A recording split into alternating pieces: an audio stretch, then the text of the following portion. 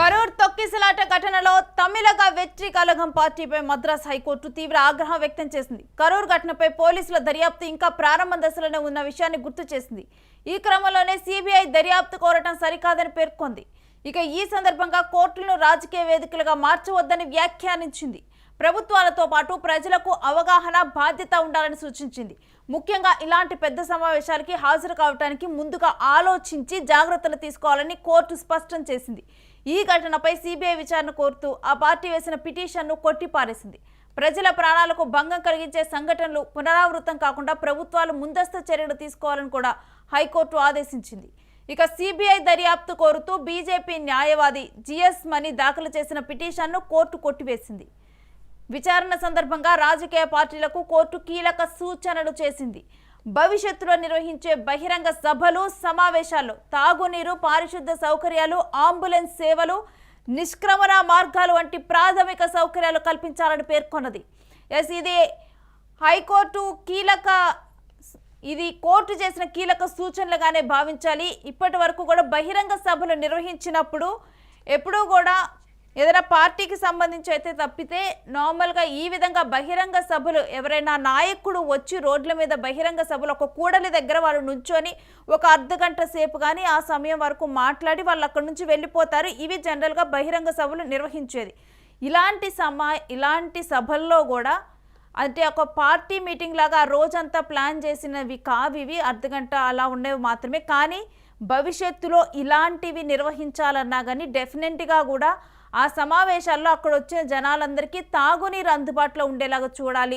వారికి పారిశుద్ధ సౌకర్యాలు ఇవి కూడా అంటే టాయిలెట్స్ ఇవన్నీ కూడా అందుబాటులో ఉండేలా చూడాలి. మరొకటి ఏంటంటే అంబులెన్సులు ముందుగానే అక్కడ దగ్గరలో ఉంచుకోవాలి.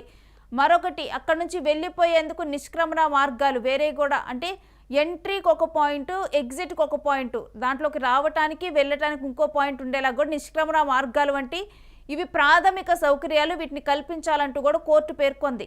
ప్రజల ప్రాణాల రక్షణకే తొలి ప్రాధాన్యం ఇవ్వాలని వెల్లడించింది. ఈ క్రమంలో ప్రామాణిక నిర్వహణ విధాన నిబంధనలు రూపొందించే వరకు హైవేలపై ఏ రాజకీయ పార్టీ సభలకు పోలీసులు అనుమతి ఇవ్వొద్దని తమిళనాడు ప్రభుత్వం కోర్టుకు తెలిపింది.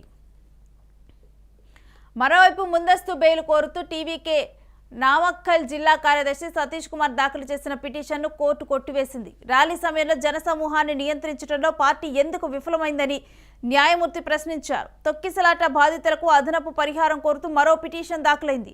దీనిపై స్పందన కోరుతూ రాష్ట్ర ప్రభుత్వానికి నోటీసులు జారీ చేసింది.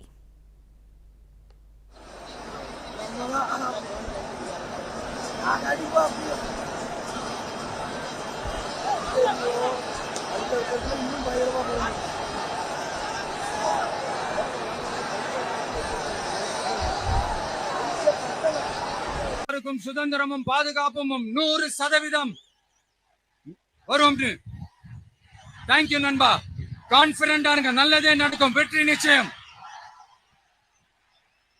அஸ்மிகா 9 வயசு ஒரு பொண்ணு காணுமா? நீங்களே தோழர் அஸ்மிகா 9 வயசுல ஒரு பொண்ணு காணுமா? தம்பிகளா கொஞ்சம் தேடி. కరూర్ తొక్కిసలాట ఘటనలో తమిళగ వెట్రి కలగం పార్టీపై మద్రాస్ హైకోర్టు తీవ్ర ఆగ్రహం వ్యక్తం చేస్తూ కూడా కోర్టు జడ్జే వాళ్ళని క్వశ్చన్ చేశారు. అసలు ఫ్యూచర్లో ఒకవేళ కనుక బహిరంగ సభలు నిర్వహించాలంటే ఏ పార్టీ అయినా కానీ పాటించాల్సిన కొన్ని రూల్స్ను కూడా స్పష్టంగా చేశారు.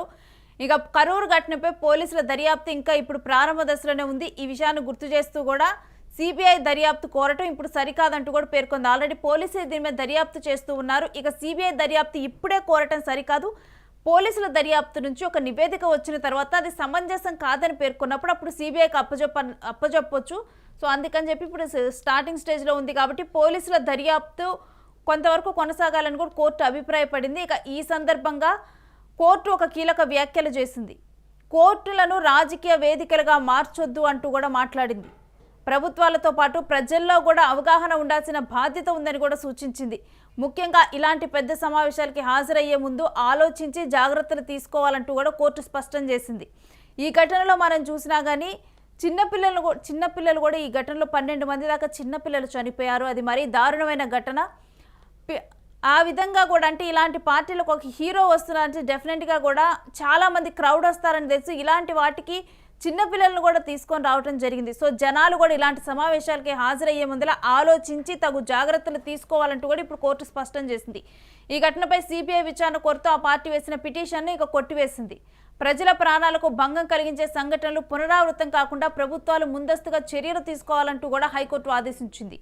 సిబిఐ దర్యాప్తు కోరుతూ బీజేపీ న్యాయవాది జిఎస్ మనీ దాఖలు చేసిన పిటిషన్ను కొట్టివేసింది. విచారణ సందర్భంగా రాజకీయ పార్టీలకు కూడా కీలక సూచనలు చేసింది.